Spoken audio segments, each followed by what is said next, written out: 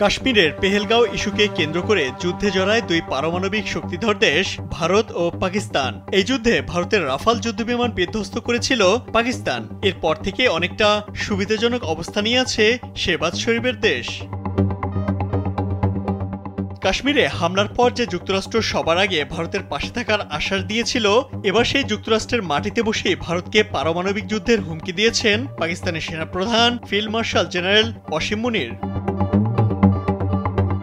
তিনি বলেন, সিন্ধু নদের পানি ভারতের পারিবারিক সম্পত্তি নয়। প্রয়োজনে পাকিস্তানে পানির প্রবাহ বন্ধ করে দিতে পারে ভারতের ভিতর সিন্ধু নদের এমন পানি চ্যানেলগুলোর অবকাঠামো ধ্বংস করে দেওয়া হবে।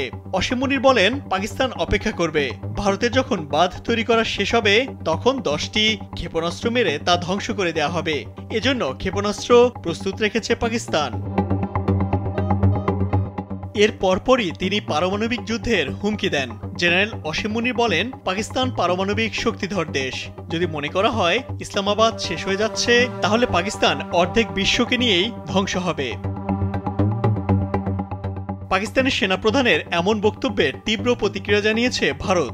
দেশটির পররাষ্ট্র মন্ত্রণালয়ের মুখপাত্র রণধীর জয়সওয়াল বলেছেন, ভারত পাকিস্তানি নেতৃত্বের কাছ থেকে ভারতের বিরুদ্ধে লাগাতার বেপরোয়া, যুদ্ধ উন্মাদন ও বিদ্বেষমূলক বক্তব্য পাচ্ছে। পাকিস্তানের বক্তব্যে সংযত হওয়া উচিত, কারণ যে কোনো ধরনের দুঃসাহসিক কাজের পরিণতি অত্যন্ত বেদনাদায়ক হবে।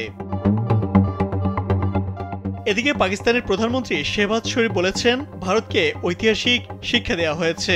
মাত্র 4 দিনই তাদের গর্ব ধূলিসাৎ হয়ে গেছে। পাকিস্তানি সেনাদের বীরত্বের প্রশংসা করে তিনি বলেন, যারা জীবন বাজি রাখতে প্রস্তুত, এমন জাতিকে কখনো পরাজিত করা যায় না। প্রশ্ন হলো, পাকিস্তানের খুঁটির জোর কোথায়? উত্তর খুবই সহজ। ভারতের সঙ্গে সংঘাতের সময় যুক্তরাষ্ট্র ভারতের পাশে থাকার আশ্বাস দিয়েছিল। অন্যদিকে পাকিস্তানের পাশে ছিল চীন, তুরস্ক এবং ইরান। বর্তমানে রাশিয়া থেকে তেল কেনাকে কেন্দ্র করে যুক্তরাষ্ট্রের সঙ্গে ভারতের সম্পর্ক তলানিতে ঠেকেছে। এই সুযোগে পাকিস্তান ওয়াশিংটনের সঙ্গে সম্পর্ক উন্নয়ন করে যুক্তরাষ্ট্রের মাটিতে বসেই ভারতকে হুমকি দিচ্ছে। ইমতিয়াজ আহমেদ, কালবেলা।